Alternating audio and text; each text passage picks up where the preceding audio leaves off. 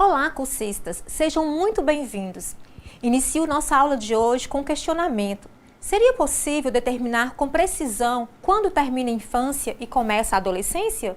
Quando acaba a adolescência e começa a vida adulta? Vamos dar continuidade aos nossos estudos sobre as fases do desenvolvimento humano, focando na análise do comportamento na adolescência, nos aspectos socioculturais, afetivos, cognitivos, psicomotores e morais. Temos como objetivo compreender a adolescência enquanto etapa do desenvolvimento humano em seus aspectos biopsicossociais. Costumamos, de forma geral, usar o termo adolescente para indivíduos que estão entre os 12 e 18 anos de idade. No entanto, constatamos que esta faixa etária é imprecisa para delimitar esta etapa do desenvolvimento humano, como no caso de meninas que têm sua menarca aos 9 anos. Ou ainda jovens casados com filhos e que trabalham seriam inapropriadamente chamados de adolescentes.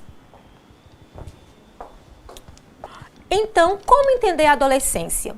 É mais coerente entendermos por adolescência um período de transição da meninice para a vida adulta, caracterizado por mudanças físicas, sociais, cognitivas e emocionais que transformarão a criança em um adulto. De acordo com Carmo 2012, com o desenvolvimento da sociedade capitalista e da escolarização em massa, a preparação para a idade adulta foi se alargando.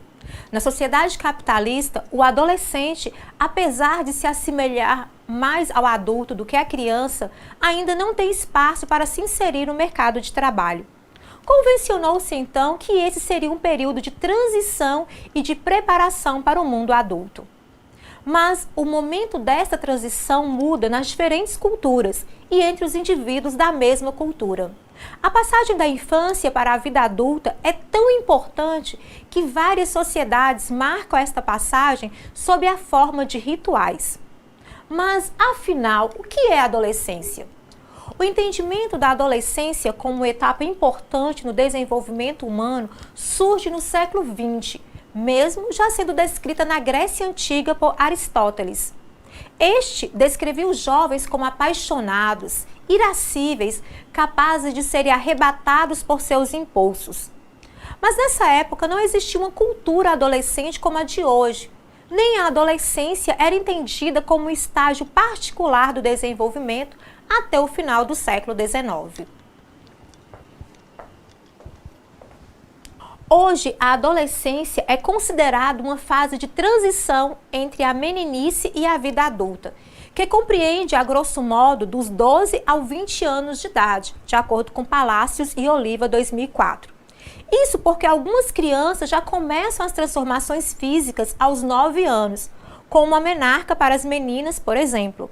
Já pelo Estatuto da Criança e do Adolescente, o ECA, que garante proteção integral às crianças e adolescentes, é delimitada a adolescência entre os 12 e os 18 anos de idade. Importante se faz aqui também fazer uma diferenciação entre dois termos que têm significados diferentes, a puberdade e a adolescência. A puberdade é caracterizada por um conjunto de mudanças físicas, transformando o corpo infantil em corpo adulto, capacitando-o para a reprodução. Ela é fenômeno universal para todos os membros da espécie humana, ou seja, todos os seres humanos passam por tais transformações quando atingem seus 12 anos ou até antes. Já a adolescência é fato psicossociológico, porque envolve, além das mudanças físicas, as mudanças afetivas, sociais e cognitivas, podendo se prolongar por mais de uma década de vida. Nesse sentido, a adolescência não é universal, pois suas características vão depender da cultura e do momento histórico em que os indivíduos estão inseridos. Entrar para o mundo adulto é, pois, desejado e temido pelo adolescente, tendo ele que se confrontar com as alterações corporais que mudam sua posição frente aos pais, à sociedade e a ele mesmo, o que só se faz possível através de um lento processo de luto até alcançar a maturidade ou status adulto. É um período de contradições, confuso, ambivalente, doloroso, caracterizado por fricções com o meio familiar e social, quadro este confundido com crises e estados patológicos. Analisaremos a partir de agora as complexas interações entre os níveis biológico, psicológico e sociocultural, segundo os vários teóricos que contribuíram para a compreensão do desenvolvimento humano. Cada sociedade vai estabelecer critérios que o jovem deve atingir para obter o status de adulto. Para a nossa sociedade, estes critérios seriam, segundo Levitsky, maturidade, independência, autodeterminação, responsabilidade e atividade sexual efetivamente adulta. Nosso contexto cultural não facilita a transição da adolescência para o status adulto, devido às condições sociopolítico-culturais que tornam a adolescência mais prolongada e complexa, e por se realizar num momento histórico de intensas e rápidas transformações da sociedade, com rupturas de uma série de paradigmas, ideias, valores morais e estéticos, processos de pensamento, dentre outros. Mudanças na configuração familiar se fazem presentes. Houve uma alteração na família patriarcal, que tinha os papéis de seus membros sólidos e hierarquicamente consolidados, para núcleos familiares menos coesos e estáveis. O grupo familiar se reduziu, passando a ser composto por pais e filhos somente. Novas famílias surgem reconstituídas por resultado da dissolução de casamentos. A fertilização assistida permite que uma mulher tenha filhos, produção independente sem um parceiro. A saída da mulher para o mercado de trabalho diminuiu o tempo de contato com os filhos. E não houve uma mudança no papel tradicional masculino, tanto no investimento afetivo como no tempo dedicado aos filhos. Crianças e adolescentes ficam, então, sob a responsabilidade de avós ou outros cuidadores, passando tempo na internet, jogos eletrônicos ou televisão. As relações entre pais e filhos ficam mais horizontais, com maior proximidade afetiva, mas, em compensação, não são estabelecidos critérios normativos claros que monitorem os filhos. Valores que ancoravam as identidades dos sujeitos ditados pela religião ou tradições morais foram substituídos pelo saber científico, desestabilizando a história dos sujeitos pela perda de referências acumuladas num passado que guiasse as ações presentes.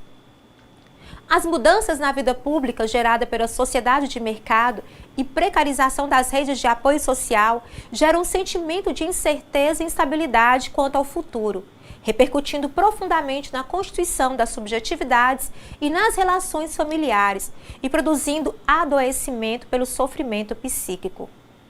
As relações dos adolescentes no mundo refletem esse panorama histórico-social.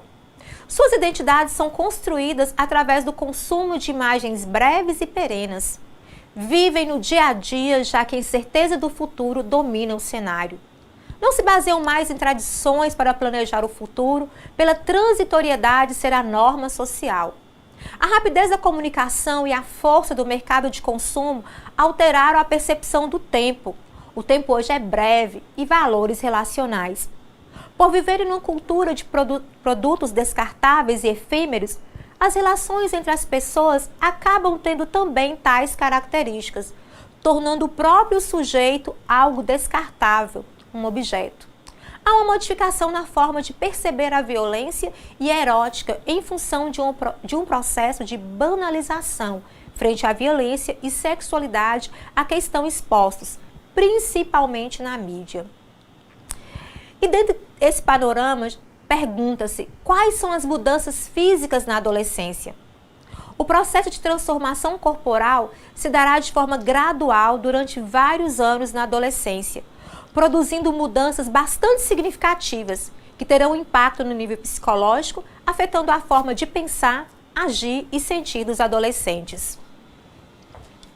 Os corpos infantis dos meninos e meninas são iguais, com exceção dos órgãos sexuais.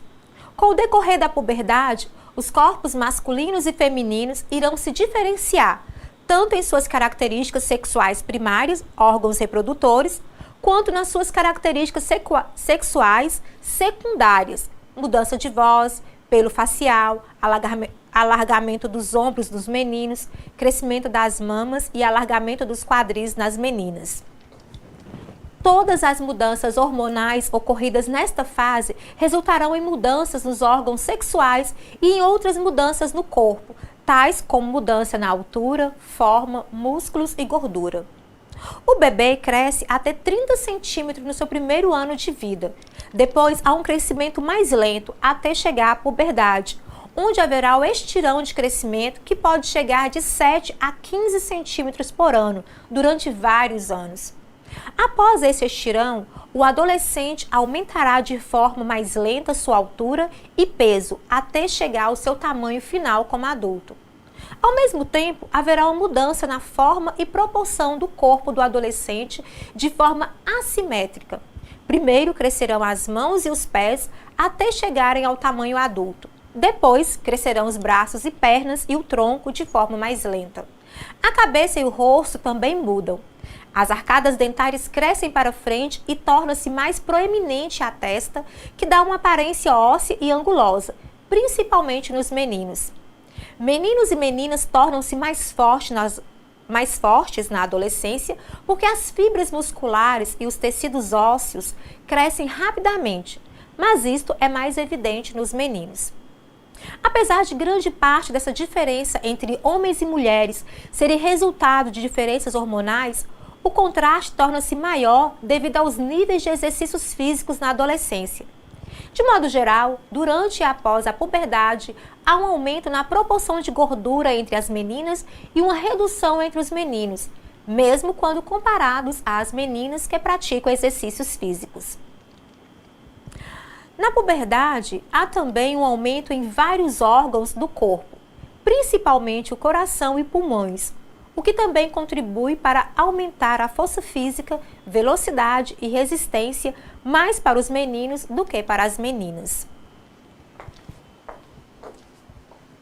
E agora discutiremos sobre o desenvolvimento da maturidade sexual. O desenvolvimento da maturidade sexual plena é também desencadeado pelas mudanças hormonais da puberdade e obedece a uma sequência definida, divididas em 5 estágios de acordo com Turner. O estágio 1 descreve a pré-adolescência. No estágio 2, os primeiros sinais da puberdade. Os estágios 3 e 4 descrevem etapas intermediárias de desenvolvimento e o 5, as características finais adultas. Nas meninas, os primeiros sinais ocorrem entre 8 e 13 anos de idade. São o início do desenvolvimento das mamas e pelos pubianos. Em seguida, o estirão do crescimento e continuação do crescimento das mamas e pelos pubianos. Após 2 anos dessas mudanças, acontece a primeira menstruação, chamada de menarca, seguida pelo estágio final de crescimento das mamas e pelos. A menarca ocorre geralmente em meninas de países industrializados por volta de 12 anos e meio a 13 anos. Nessa etapa inicial, os ciclos menstruais são irregulares, ou seja, não há ovulação todo mês. E qual a consequência prática deste fato? Tal fato apresenta consequências para jovens que têm vida sexual ativa, pois a irregularidade do ciclo menstrual pode levar a uma crença errônea de que essas adolescentes não engravidarão por serem muito jovens. Além disso, tal irregularidade do ciclo torna não confiável o uso de métodos contraceptivos como a tabelinha ou o coito interrompido, por exemplo, acrescida a falta de conhecimento adequado sobre reprodução. E vivenciamos os impactos dessa realidade. A título de ilustração, menciono os dados veiculados no G1 com base na Pesquisa Nacional por Amostra de Domicílios, o PNAD de 2013, mostrou que o Brasil tinha 5,2 milhões de meninas de 15 a 17 anos. Dessas, 414.105 tinham pelo menos um filho. Deste grupo, apenas 104.731 estudam. As outras 309.374 estão fora da escola. Quanto ao desenvolvimento sexual dos meninos, as primeiras mudanças são um pequeno aumento dos testículos e escroto entre 9 e 14 anos de idade e poucos pelos pubianos sem pigmentação no estágio 2 de Turner. No estágio 3, há um pequeno aumento do pênis em seu comprimento e continuação do aumento dos testículos e escroto. 2 anos depois do aparecimento dos pelos pubianos, aparecem os pelos faciais e das axilas. A mudança de voz ocorrerá mais ao final do processo.